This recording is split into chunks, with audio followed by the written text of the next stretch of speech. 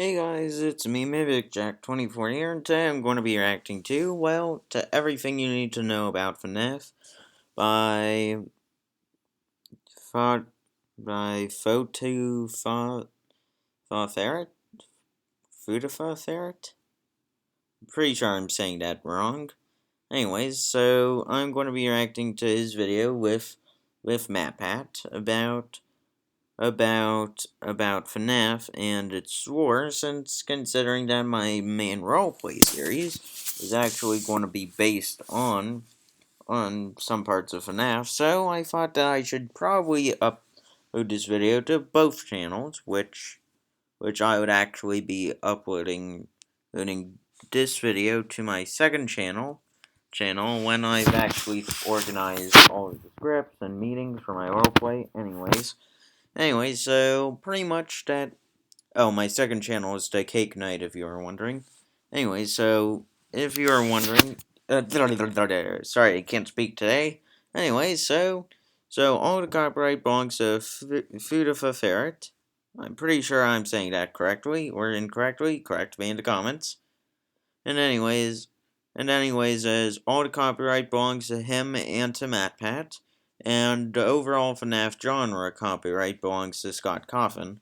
Anyways, time to get into this video, and no longer stall, since it's going to be long anyways. Oh, and this was the video that I wanted to react to on Monday. Anyways, let's begin.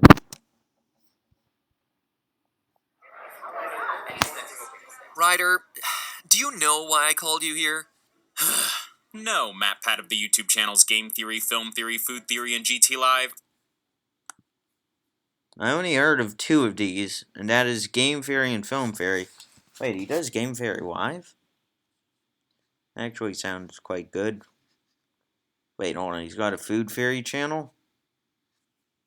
How many ideas is he coming up with to be creative? What's next? Survival Theory? If you guys understand that question, then you're an old film theory watcher. I watch a lot of film theory and game theory. Anyways, let's begin. Do not know why you called me here. Well, maybe this will jog your memory. Aw, look at this cute little plushie of a rusty metal animatronic haunted by the soul of a child whose head was bitten by a robot in 1987. Happy birthday, Tommy! Nice. Now what do you have to say for yourself? My videos are funny. Miss I would have to say that's kind of correct. of a Ferret, this is without a doubt one of the most shameful displays of Five Nights at Freddy's lore dumping I have ever seen. It's actually amazing how almost every single thing you said was wrong. Alright, MatPat, explain. And I've noticed that your cutout of yourself hasn't changed in over the past decade? Also, I'm just realizing that MatPat still looks like his younger self in real life. Wow, I'm feeling old. We had taught you better back on the Theorist channels. You even worked on multiple FNAF videos during your time working with us, but clearly you were too busy frolicking around making videos about Bubsy and King's Quest to pay any sort of attention. Dude, I was just the history guy and the editor. I wasn't doing any of the lore research. Back then, you still thought Purple Guy was the phone guy. But whatever, I get it. Can I go now? No, not until you learn the proper FNAF lore, sir. Now, if you'll see here on this 92-slide PowerPoint presentation that I've made on exactly this subject, first off, this is not the bite of 87. As you can see, this is going to be a long one. And if y'all are getting confused, or if I have to mute or cut anything out that's due to copyright, probably should have mentioned that before. Probably should have.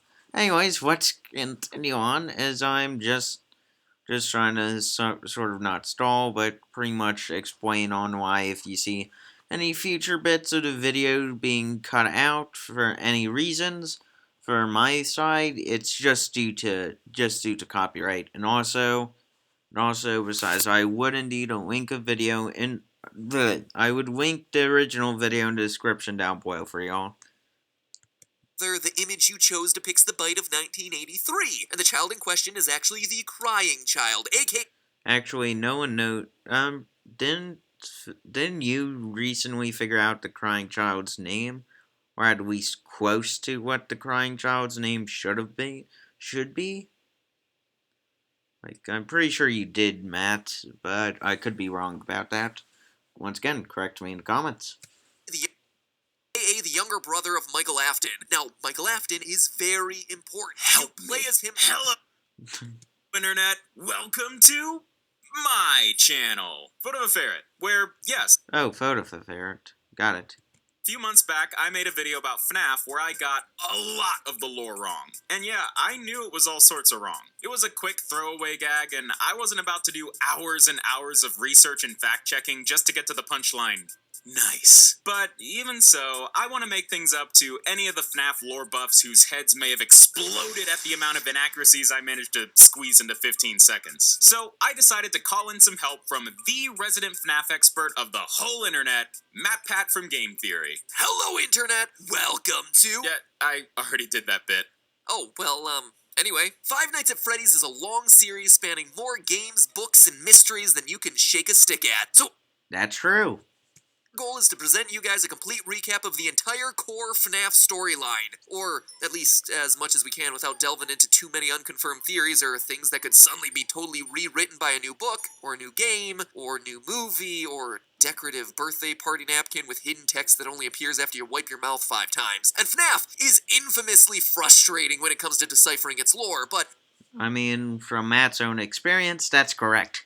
And from my own experience, yeah, that's also correct. I think once you boil it all down, the story might not be as complicated as you think. It's weird, don't get me wrong, but we're not talking about Kingdom Hearts here. But first, I gotta say, if you like this video and you want to see more, be sure to hit the Oh, it actually just skipped a little bit of an advertisement bit. So anyways, I'll just jump here. This is everything you need to know about Five Nights at Freddy's. So hey, it's the 70s. Ain't this just a time? Well, it certainly was for these two guys named William Afton and Henry Emily. Oh. What's actually odd is that the 70s is a period that I've missed out on, and I would like to be in the 70s. Just for the fact that I get to hear a lot of good music. And don't come at me with modern music still good. We all know it ain't good.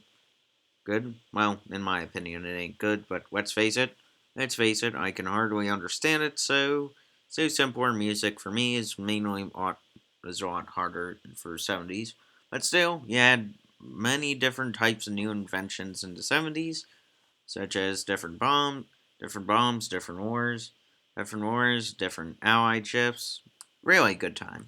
These guys are a couple of inventors, specializing in building robots and animatronics. They're also family men. William has a wife, a daughter, and 2 sons, while Henry has a daughter named Charlotte. So we got 2 groovy 70s dudes building robots to support their families. But there's just one little snag. William Afton is a crazy person. Alright, so if you're wondering why he's purple, that's either a design choice or something else. It's not explained why he's purple here, but not when he's in Springtrap, which is interesting. Anyways, continue on. I'm not really sure why, but William Afton has this insatiable desire to, kill children, but I'm sure that won't... Yeah, that's actually a good point. No one knows what works truly in the minds of serial killers. problem anytime. Oh no, I'm about to get hit by an ad. No. Feels weird. No. Picking it up. I'm sorry, I don't want to watch Disney right now. I just want to watch the video that's Anytime soon. So that's already 30 minutes long. Alright, so Little Replay, since that annoying ad not get its way into this video. children, but I'm sure that won't be a problem anytime soon. So instead, let's focus on this new restaurant in town that just opened, FredBear's Family Diner. A small, locally owned family restaurant that commissions William and Henry to create some fun, Chuck E. Cheese-style animatronic mascots to entertain the kids. There's a golden bear named FredBear and a golden rabbit named Bonnie. Now, these are what are called spring-lock animatronics. If anyone knows anything about real-life spring-lock animatronics, please tell me in the comments down below. Meaning they operate using well, spring lock mechanisms, which are extremely dangerous. Boy, it sure is a good thing these are just robots and not mascot costumes or something. Hey, guess what? These are also mascot costumes meant Oh, no, that ain't good. to be worn by the employees of the restaurant. Yeah. Come work at FredBear's Diner. Sing songs. Entertain families. Try not to breathe too much inside of the Springlock animatronic suits because even the slightest bit of moisture will cause the Springlock mechanisms to malfunction and clamp down on you, killing you outright. Cook pizza. So despite this giant That's actually quite... I believe that's somewhat accurate, but if someone can tell me that's false about the dangers of spring locks, please tell me in the comments because I'm confused on that subject still to this day. gigantic safety hazard, FredBear's becomes a pretty popular spot for birthday parties, attracting some real good business. But, things start going downhill real fast. So one night, FredBear's is hosting a birthday party, and one of the kids attending is Henry Emily's daughter, Charlotte. But during the party, Charlotte accidentally gets locked outside in this dark alley behind the restaurant. Suddenly, a mysterious purple car drives up and out steps William Afton, who kills Charlotte outside of FredBear's Diner and gets away scot-free. William... The only question is, how did William manage to get away with no evidence traced back to him? I mean, I get that Matt does further videos on the analysis, but still, he did technically murder a person, get away with it, but not even the slightest amount of security footage? Wow. Afton, also known in the FNAF series as the Purple Guy, has claimed his first victim. Henry Emily has lost his daughter, letting him just kinda disappear for a while, and FredBear's has its first of many deaths tied to its name. Besides being a horrible, sad, terrible tragedy, it's also a PR nightmare, and the owners of FredBear's were just like, nope, we're out, and they bailed, took the money and ran, sold off the FredBear franchise to new owners who pulled the flip job of the century to create FAZBEAR Entertainment. Not only did they get FredBear's back on its feet, but by 1983 they've turned the franchise into a bit of a multimedia empire with a TV show, action figures, plushies, and most importantly of all, a new sister location, Freddy Fazbear's Pizza. See, this newly revamped FazBear franchise introduced a slew of new characters to the lineup. The TV show was named FredBear and Friends, after all. Actually, to be fair, I kind of feel stupid for all the times when I was talking about FNAF on how the FredBear bite was 1987, even though the TV thing that I found that kept on showing that glitch of showing the year kept on saying 1983. I feel so stupid. So they added a chicken named Chica, a pirate fox named Foxy, and a non-golden bunny and bear named Bonnie, and of course, Freddy Fazbear. Y'all know these guys, right? Remember back in 2014 when FNAF was just these guys? Feels like decades. But yeah, He's not lying. It does. Freddy, Bonnie, Chica, and Foxy become the faces of the new hit restaurant, Freddy Fazbear's Pizza. And things seem to be back on the up and up for FazBear Entertainment. Which of course means one thing: somebody's about to die. While Freddy's is up and running, FredBear's has gotten back to business as usual. Seems to be doing fine for itself since, that one time a kid died. Enter William Afton's youngest son, the crying child. Why is he crying? Well, it's implied that he has a pretty intense fear of the animatronics his dad makes. And his older brother, Michael Afton, really likes to torment the kid by dressing up as Foxy to jump scare him. The kid really just can't catch a break, man. Yeah, I kind of hate getting scared a lot. Well, actually getting jump scared a lot. Not by video games or stuff, but just by people. Some of my friends just scare me for fun, and I find it somewhat hilarious. They find it hilarious, but deep down, I just find it very terrifying, but also an experience where I could accidentally knock them out if I ever or if I ever mistake them for someone else.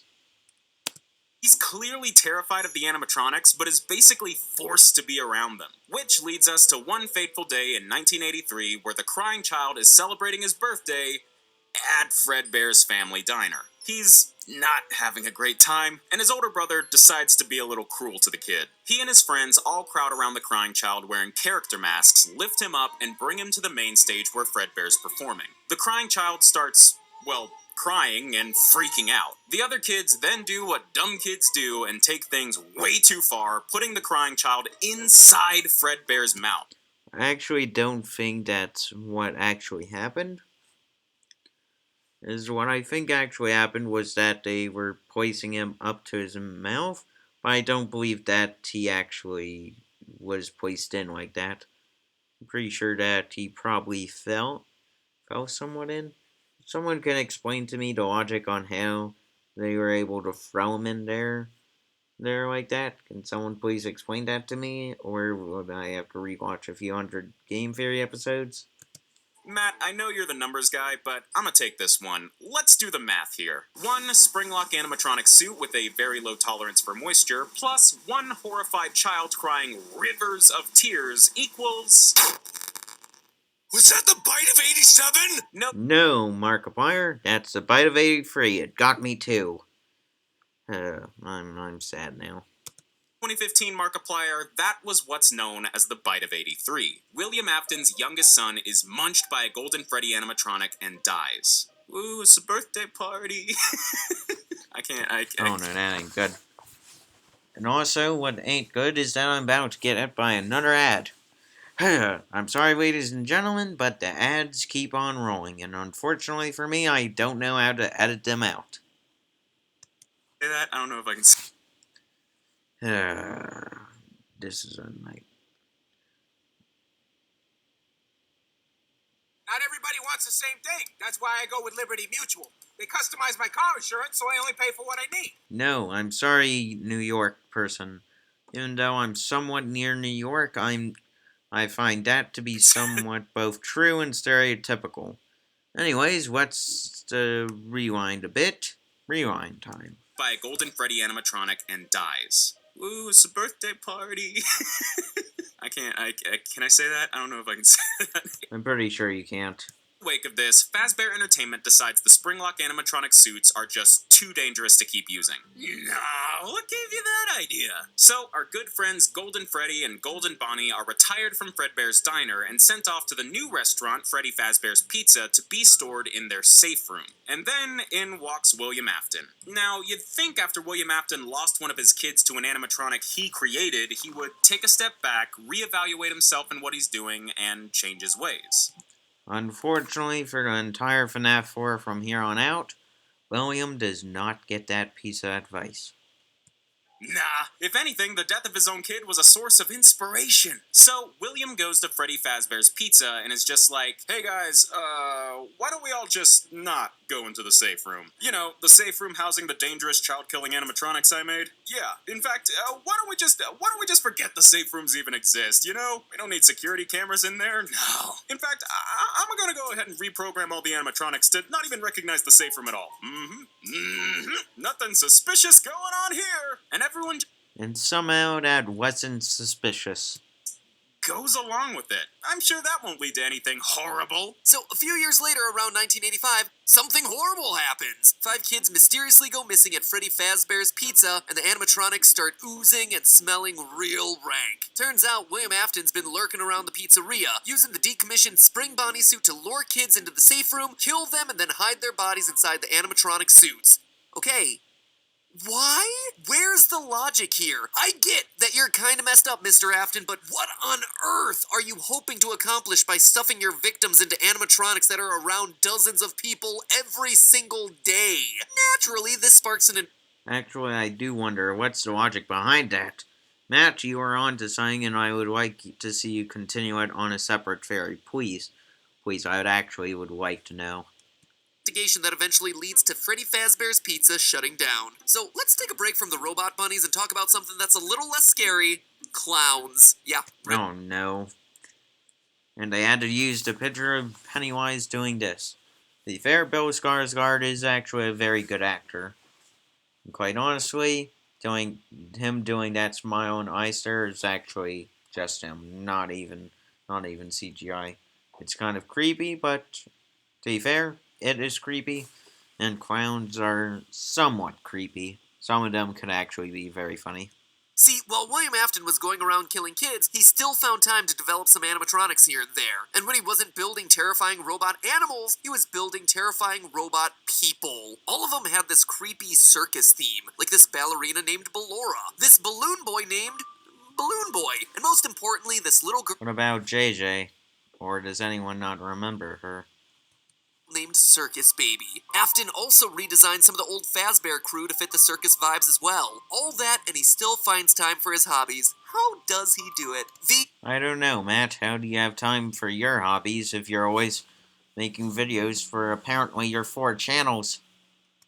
Are the Funtime animatronics. Bright, shiny, happy. They seem harmless, right? Well, underneath the clown makeup were some interesting design choices. See, at this point, Afton has seen how effective his animatronics can be when it comes to helping commit his crimes, so he designed the Funtime crew with some advanced features that, to be frank, pretty sus, as if they're specifically designed to lure and kill children. I wonder what will happen. Now, the details get a little fuzzy here, especially in terms of the timeline, but from what I can tell, the plan was to have these animatronics available to rent out for birthday parties and events, housing them in this crazy underground storage facility. In addition, some of these animatronics were set to become the face of yet another FazBear sister location, Circus Baby's Pizza World, set to swoop in and fill the hole in the market left when Freddy Fazbear's Pizza shut down. But that plan kinda fell through due to an accident involving William Afton's daughter. Because, surprise, when you make animatronics specifically designed to lure and kill kids while also having multiple kids of your own, those two things might just happen to overlap once. Well, I'm pretty sure it's going to overlap twice. And quite honestly, William should have thought more throughout with his warning systems. But to be fair, he did warn his daughter not to go near the circus baby, which, if any parent knows this, if you tell a child not to do something, they're going to do it anyways. Or twice. So, right as Circus Baby's Pizza World is set to open, Afton's daughter gets just a little too close to Circus Baby and is attacked by a claw that was programmed to shoot out from her torso. This kills Afton's daughter and leads to Circus Baby's Pizza World closing for good on its opening day. The Funtime animatronics are then packed up and sent back into storage, but they still move forward with the whole rental service thing, creating Circus Baby's Entertainment and Rental, meaning these guys are still ready and waiting to be rented out for your next birthday party. But hey, guess what? It's 1987 now. That's a great year. I'm sure nothing could possibly go wrong in 1987. Damn it. Yep, my exact thoughts when I saw the second Five Nights at Freddy's video game too. And I especially hate the puppet. Oh man, the puppet is so evil. It's like I can't still shine the light at Foxy while trying to rewind the marionette's box. It's so confusing to do so. Yeah, even with a handful of child murders under their belt, FazBear Entertainment decided it was time to reboot their franchise after only 4 years, opening the new and improved Freddy Fazbear's Pizza that we see in FNAF 2. The restaurant is bigger, there's new animatronics, and there are all sorts of extra security measures put in place after what happened at the last place. For instance, there's the new toy animatronics all based on a series of FazBear action figures. Yes, they're shiny, yes, they're somehow cuter and creepier at the same time, but Agreed. most importantly, the toy animatronics are packing some super advanced for the 80s facial recognition technology. Facial recognitions in the 80s? Now that is something that I would consider to be advanced technology during that time era. To be fair, they probably had it at that time era, but the government wouldn't let anyone know. Either the government of the Soviet Union or other governments, maybe the U.S. government, maybe Great Britain's, who knows? Who knows how many governments have it? Had it during different time eras? Scanning for potential predators. However, that doesn't stop William Afton from going for round 2, using the same exact spring bodysuit to lure and kill kids at the pizzeria. But this time, things are a little different. Afton commits his second series of murders, sparking yet another investigation of Freddy Fazbear's Pizza, so the restaurant is just about to close down, but first, they got one last birthday party to host, which is a little worrying because the animatronics are going a bit funky. Now, there's one pretty big detail about the FNAF lore we've not mentioned yet. And yeah, a big detail, which I'm just going to say here, is that animatronics are possessed by souls of humans. Anyways, they're about to jump into more detail than that, but just wanted to clarify that yes, that they are indeed possessed by the children. if you didn't even know that already. Kind of the whole point of the story. There's a pretty hard and fast rule in the FNAF world. If you are a kid killed by William Afton or any of his creations, your soul will undoubtedly go on to possess one of the animatronics. That's essentially on how it works in FNAF, but it doesn't work in real life. People do not try killing people. That is a horrible idea. The reason why it doesn't work in real life is because people can't possess objects. Objects, like physically placing their minds and stuff into different objects. It's physically not possible, nor mentally possible. So I don't suggest you to do any tests about that. I'm telling you not to do tests like that at all. Since those tests are nothing but considered as genocide and manslaughter, and quite honestly, I don't care if you want to do those experiments or not, but still never ever do them, as those can lead to serious amount of jail time or immediate death.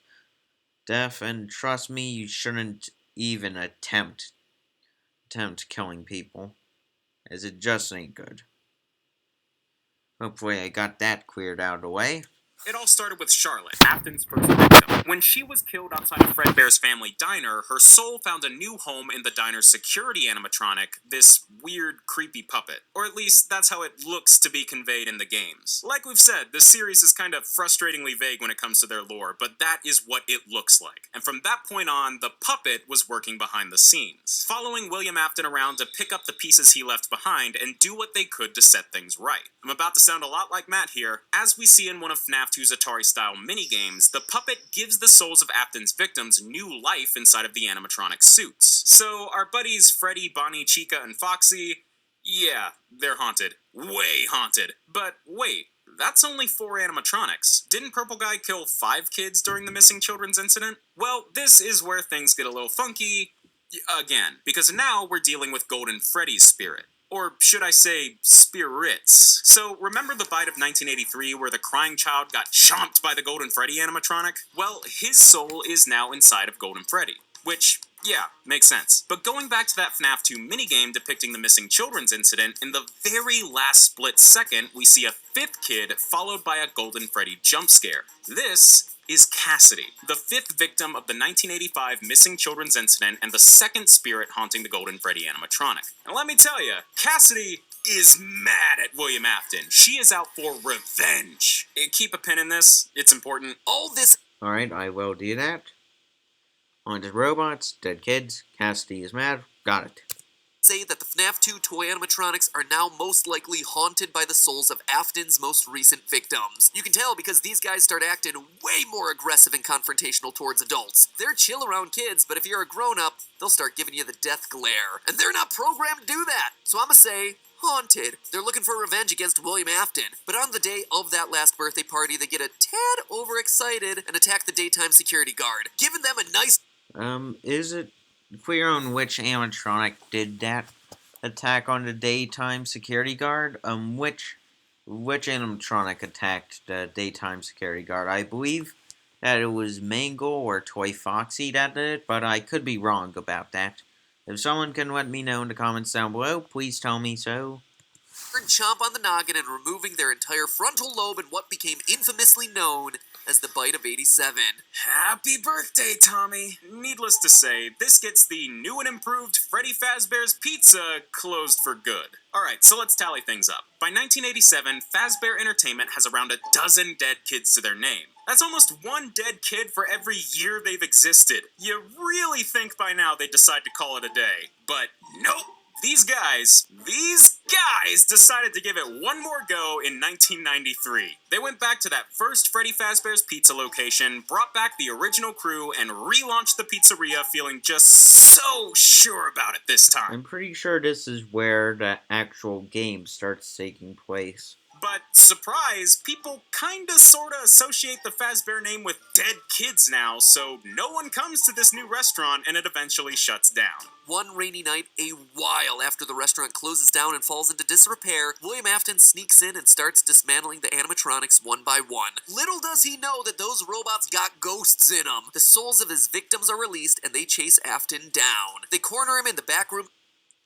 This actually proves to me one thing. Is I never officially played through FNAF 3, but I have through FNAF 4, and 1, and 2, and 5. But I never did FNAF 3 just due to amounts of jump scares. Yeah, I'm alright with the nightmares, but Phantoms scare me even more than nightmares. But anyways, I was always surprised that Purple Guy didn't even know that his animatronics were haunted. Pizzeria, and Afton starts to panic. But then, and I don't really know why he would do this, but he runs over to the Spring Bonnie animatronic suit, the suit he's committed all these murders in, and hops inside. Not sure what that's gonna do against ghosts, but he seems to think it's a smart move. Remember though that these old Springlock suits are super sensitive to moisture. That's what killed the crying child back in '83. And like I said, the pizzeria's been abandoned for a while now. It's pretty run down. And it's raining, so Afton piles into his murder suit, just kind of stands there for a few seconds, and chomp! Spring locks fail, blood goes everywhere, and William Afton, stuck inside the Spring Bonnie suit, falls to the ground and dies. FAZBEAR Entertainment attempts to save face from the now baker's dozen of dead people attached to its name by completely walling off the back room, leaving Afton's body inside and just forgetting about it. We see all this go down during a minigame in FNAF 3. Also in that game, if you get the good ending, you get to see the puppet bring cake to a table of children. 4 of them in FNAF masks, and one of them crying. The puppet gives the kid cake. I believe that this is supposed to represent that these souls is up for both. I believe that this is placing to rest the crying child's soul, and Cassidy's soul is the one living on. Meanwhile, Freddy, Chica, Foxy, and Bonnie's soul also moves on. Meanwhile, Charlotte is staying behind with Cassidy. Crying, they put on a golden Freddy mask, and then they all disappear, leaving the masks behind. The puppet has set the souls free. Now, you might have noticed that all this stuff we're talking about has next to nothing to do with what you actually do in these games. Sure, you see some of this stuff play out in mini-games, but those are side things that are often hidden. If you play these games casually, you may never see a good chunk of these plot-driven mini-games. So, how does a purple dude killing kids lead to you, as the player, spending 5 nights at various robot-infested buildings, checking cameras, and avoiding death by robot chicken? Well, that is where William's older son, Michael Afton, comes back into the picture. Alright, so give me the details, Fafa Ferret, or whatever your ferret name? Fafa Ferret, I believe? I could be mispronouncing it, please correct me in the comments. And anyways, I don't want to make this video any longer than it already has to. But, continue. All of that was going on. Michael, now an adult, takes it upon himself to try and make up for his dad's crimes. At first, he was just trying to find his sister, which is a little weird considering the whole, being dead thing. But remember the I see someone seen Beetlejuice at least once or twice. rule. All kids killed by Afton or his robots go on to possess an animatronic. And the soul of Michael's sister is now living in the very same animatronic that killed her, Circus Baby. And it seems like William Afton knows this because one day, William, the messed up individual he is, went to his son and was like, "Oh, your sister, yeah, she's over there, go check it out." So, Michael takes a job at Circus Baby's Entertainment and Rentals, as we see in the game's sister location. In between avoiding death by face-splitting animatronic, Michael discovers the whole "my dad killed a bunch of kids and their souls are trapped inside these animatronic suits" thing, and decides he has to do something about it. Unfortunately, while working the night shift at the storage facility, Michael gets himself scooped, meaning the dude gets his insides ripped out of him by a machine meant to remove animatronic endoskeletons. And then this giant robot named Ennard, created by all the Funtime animatronics literally stitching parts of themselves together, jumps inside of Mike to use his body as a host. So Michael is now dead. kinda. He's like partially dead. He just kinda moves on with his life for a while. Robo-bits jangling around inside his skin sack as his body slowly rots and turns purple. Oh, now he looks like dear old dad. Mike Oh, well, you're not wrong about that. It's progressively worse until one day Ennard's just like, yeah, this place was cool at first, but kinda sucks now, and ejects himself from Michael's body, and Michael is pretty okay with it, actually. Yeah, somehow he is still alive. Not much else to do, but, you know, keep doing what he was doing before, I guess. Michael starts applying for gigs at all the various FAZBEAR locations that popped up over the years, with the goal of setting the souls inside the animatronics free. He lands nighttime security jobs at both the bigger 1987 pizzeria as well as the 1993 pizzeria, but is fired from both for tampering with the animatronics to, save the souls of dead children, and for a general foul odor, because he is in fact a walking corpse. And all this comes to a head in FNAF 3 several years after the final closing of Freddy Fazbear's Pizza. The whole Fazbear name is destroyed, no doubt. But over the years, it became some kind of urban legend. So some random company decides to capitalize on this, creating a haunted house-style horror attraction called FAZBEAR Frights. The place is all decked out in Freddy Fazbear memorabilia, spooky atmosphere, everything's pee-pee yellow. They went the whole 9 yards with this place, including finding a real FAZBEAR animatronic salvaged from the walled-off back room of Freddy Fazbear's Pizza. Yeah, William Afton is back, baby! Undead, rotting, haunting his Spring Bonnie suit, and stalking around FAZBEAR Frights as the monstrosity we all know as Springtrap. I guess living after death as a rotting purple corpse creature runs in the Afton family, but only after a certain age. Sorry, kids. So, Yeah, that's right.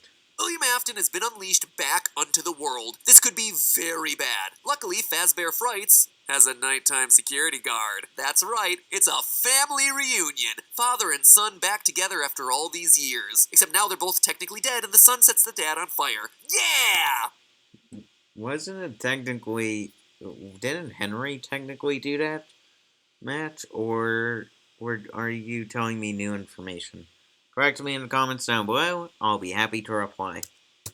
End of FNAF 3, FAZBEAR Frights burns down with Springtrap still inside, which has to have been Michael trying to finally finish off his dad. But unfortunately for Mike, William Afton always comes back. He tried his best, but somehow, Springtrap is still out there. But then, totally out of left field, Henry Emily comes back with a plan. After doing literally nothing this entire time. So, Henry must be in his early 70s at least, or late 70s at least, during this time, after FAZBEAR Frights burns down. I mean, really, if you think about it, he's got to be at least in his late 70s, or early 70s. I mean, from 1970s going all the way to the 220s, yeah, he's got to be somewhere in his early 70s at least. Henry jumps back into the fray by starting his own pizzeria with Michael working as an employee. We see all this happen in Freddy Fazbear's Pizzeria Simulator. But beyond all the arcade games and googly eyes, Henry's Pizzeria is actually just a front to gather up the last few haunted animatronics and set their souls to rest. And weirdly enough, the animatronics have changed over the years. Circus Baby was apparently kicked out of the Ennard crew, now... Yeah, I still need more clarification on that, Matt. Do more theories about that, because that's actually interesting. Taking the form of Scrap Baby, what's left of Ennard has now taken the form of Molten Freddy, the puppet's still kicking around as this bear called Lefty, and of course, there's Springtrap.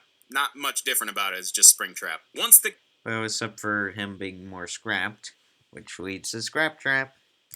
All together, they're all incinerated, including Michael, and we hear the voice of Henry saying his final goodbye to the lost souls, his daughter, and his old business partner. But hey, would you look at that? William Afton is still alive! Okay, how the heck does this dude keep cheating death? Well, that's all. Well, mainly, once again, Cassidy is keeping him alive, and experiencing horrible deaths each time, and to be fair, that does sound like something that people might do if they're all driven for revenge.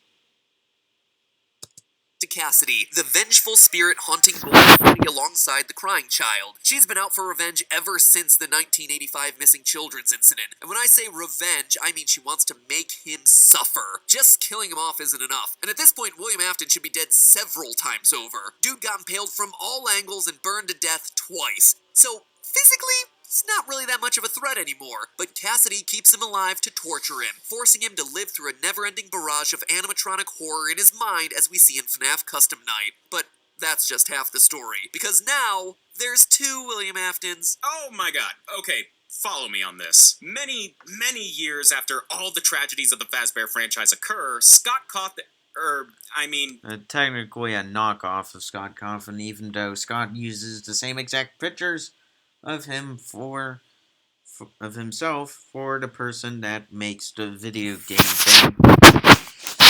Anyways, time to get into some very weird stuff, so I'm going to be quiet for a while. They're just going to explain what it is, and I'll add any further commentary if I feel like to. If I feel so. Some random unnamed video game developer who is not Scott Cawthon, the real-world creator of Five Nights at Freddy's, started making a bunch of horror games based on the stories of the FAZBEAR tragedies. Yep, FNAF is officially going full meta on us now. Not Cawthon's games become really popular, and FAZBEAR Entertainment is getting pretty ticked at the bad name the games are giving their company. As if they weren't already giving themselves a bad name. So they decide to fight fire with fire, no pun intended, creating their own VR horror game as a way of poking fun at themselves, discrediting not Cawthon, saving a bit of face, and cashing in on their own messed up past while they're at it. But, as it turns out, while making the game, the dev team used a few pieces of code found on some old FAZBEAR Entertainment hard drives. And in that code, somehow, was a digital replication of William Afton's... I actually think that this is more or less just some of the old Springtrap bits when they were salvaging Springtrap and Springtrap became Scraptrap. I think that's how that happened. Because otherwise I'm not sure on how that would have been possible, since the only circuit boards we know of is that house most of, if anything, William's body. That would be Springtrap or Scraptrap. And my best guess is that parts of Scraptrap, the unscrapped parts were indeed used, the scrapped parts were used to help create that video game. Yeah, we're going there. This code manifested itself in-game as Glitch Trap, a yellow bunny mascot with purple eyes who, over the course of the game, brainwashed multiple beta testers to become little William Aftons in training. Alright, this is getting a little far-fetched, right? But it doesn't stop there. In the FNAF VR DLC, Curse of FredBear, we see this whole William AI Afton mind-melding thing really take shape with Vanny, a reluctant follower of William Afton. We've not seen much of Vanny yet, but we know that she's someone who's played FNAF VR, was brainwashed by Afton, and is now working for him. Also, yep, wears a creepy bunny mascot costume just like Glitch Trap. And it's looking like Vanny is about to become a very important player in the FNAF story. Sometime in the near future, we're going to be getting ourselves the newest FNAF game, Security Breach. As long as it doesn't get delayed any further. Be sure to it, Ferret. It's better. It's constantly getting delayed. It's Five Nights at Freddy's Security Breach. I actually think it looks really good. And if the trailers and teasers are anything to go by, which they should be, in this game you're being hunted down by a killer bunny mascot with a woman's voice. That's Vanny! And until we see what all Security Breach brings to the table, that is where the story of Five Nights at Freddy's leaves off. I know it kind of feels like we just took a hard left turn right before... Yeah, that's true. And all this talk of AI, brainwashing, and deadly VR games actually makes all the child murder and haunted animatronics actually look normal, but... That's true. Comparison. But to me, this feels like we've reached the end of FNAF Season 1 and are entering FNAF Season 2. At this point, FNAF is wrapping up the story we've all been decoding and piecing together since 2014, and using it as a springboard to set up all the new insane stories that we'll be trying to piece together until 2028. The main FNAF story, the story of the haunted pizzerias, missing kids, purple people in the Afton family, is largely over. A couple of pieces of it are wrapping up in the books at this point, but really, it's just done. This is officially the start of not even a new chapter, but a new saga of FNAF stories, which gotta say, super exciting, because like, back in 2014, no one could have predicted that the creepy Chuck E. Cheese game would grow to become a massive multimedia franchise about a serial child murderer who can't die.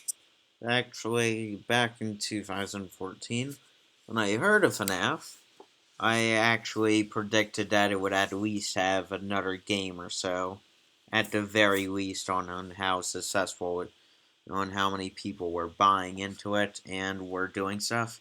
So yeah, I was actually pretty shocked that they didn't get even more games until I realized that there was FNAF 2, FNAF 3, FNAF 4, FNAF Sister Location. That Sister Location actually changed everything for me, since I loved the Funtime designs.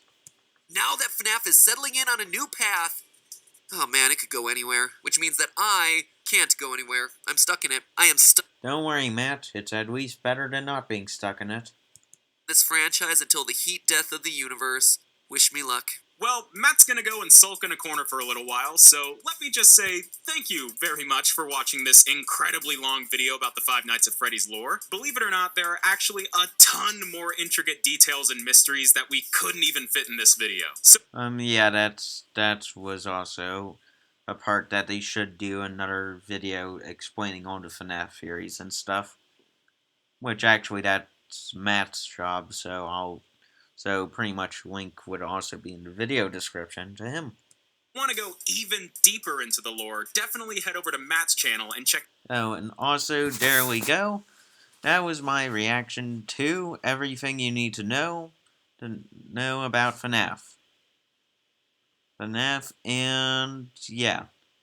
All copyright belongs to Ferret, or however you pronounce his name, and to MatPat, and to Scott Coffin.